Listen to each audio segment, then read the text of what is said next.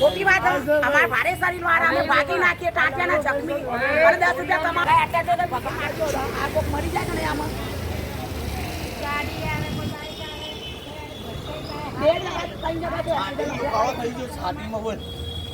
છાતીમાં દુખાવો થઈ ગયો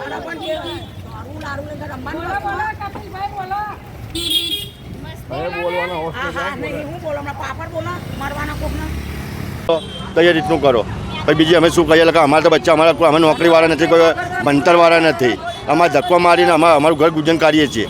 અમારી ભાવના આટલી છે એટલે અમને 2 લાઈન કરીને આપી દો. હવે જે આ રસ્તા ઉપર બેસો છો અને આટલો ટ્રાફિક થાય છે એ તો હકીકત છે. એ બેન ભૂલ છે અને અમે બેન એક વસ્તુ કોમર્શિયલ દુકાનો છે, બેંકો છે, એ લોકોને અંદર જવું હોય તો એ લોકો માટે જગ્યા બેન અમે બધું માનીએ છીએ બેન. અમે ગરીબ માણસ અમે ક્યાં જઈશું બેન? પણ અમારો 2 કલાકનો ધંધો છે, 2 કલાકનો જ અમારો વેપાર છે મારા બેન.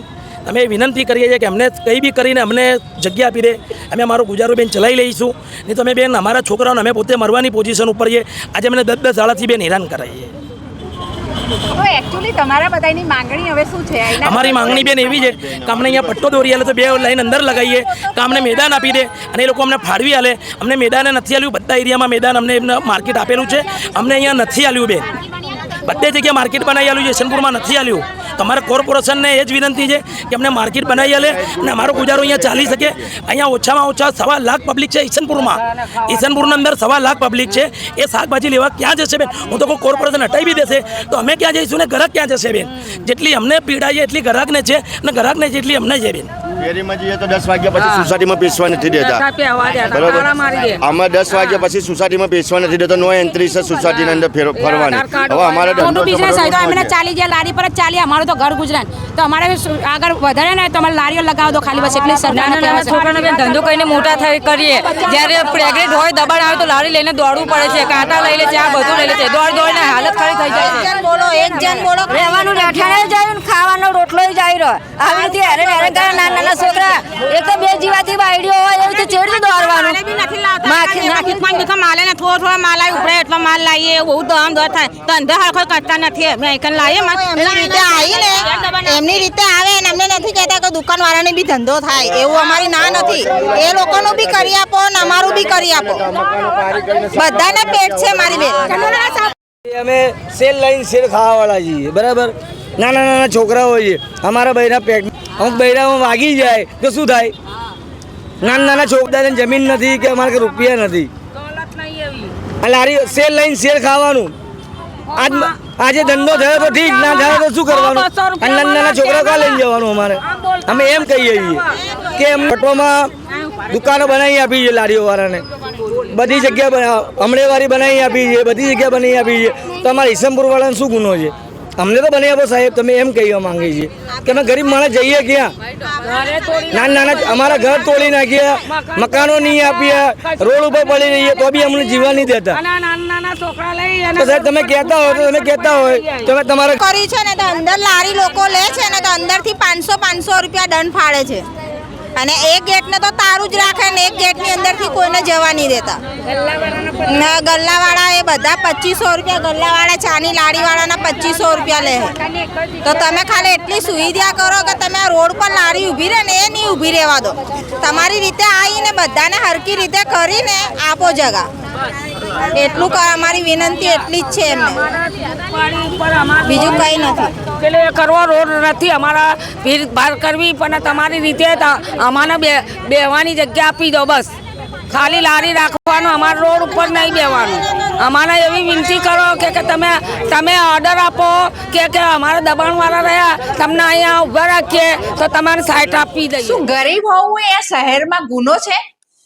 કેમ 300 ફેરિયાઓના પરિવારોના પેટ પર લાત મારવામાં આવી રહી છે?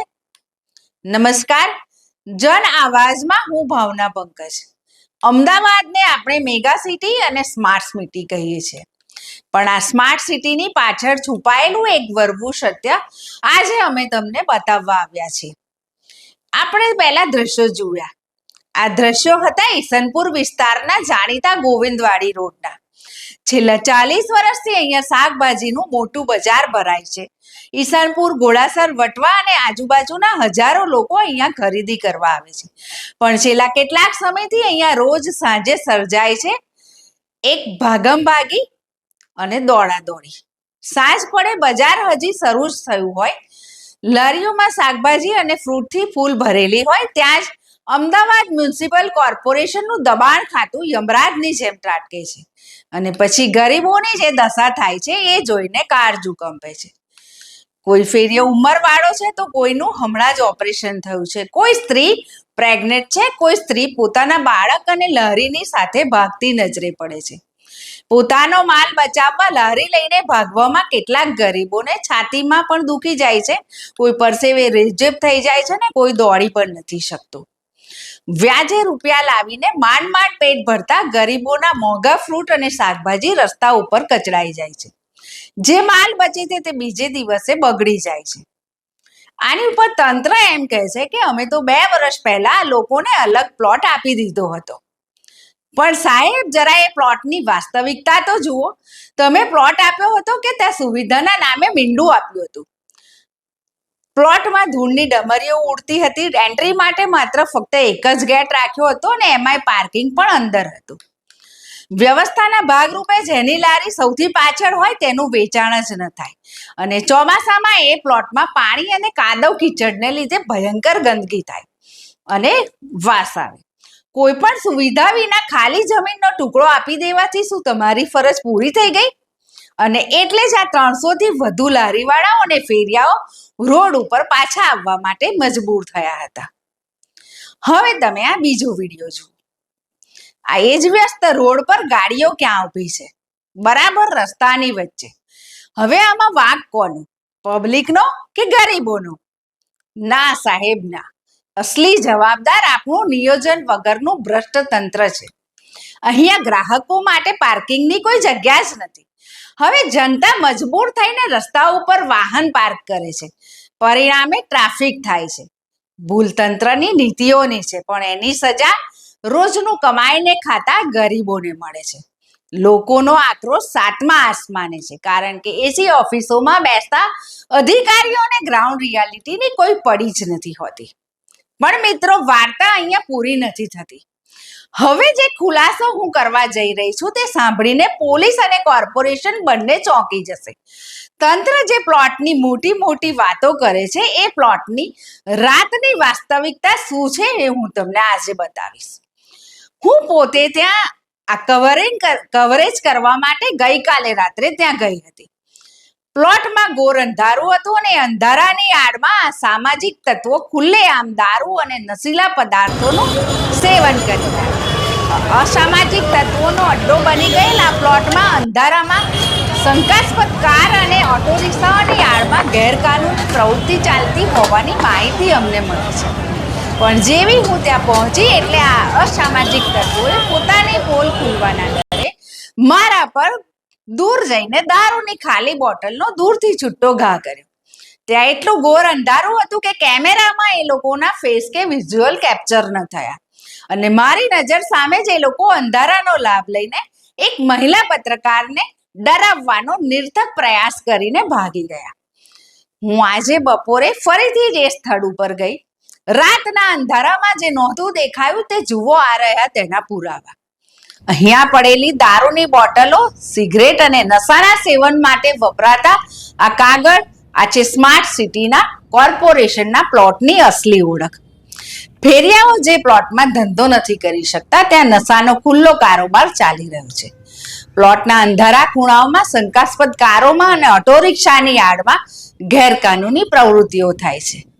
હવે અમારો સીધો સવાલ ઈસનપુરના ધારાસભ્ય અમૂલ ભટ્ટ, નવા ચૂંટાયેલા કોર્પોરેટરો અને ઈસનપુર પોલીસને છે. ગોવિંદવાડીથી 2 કિલોમીટરની અંદર જ ઈસનપુર પોલીસ સ્ટેશન છે.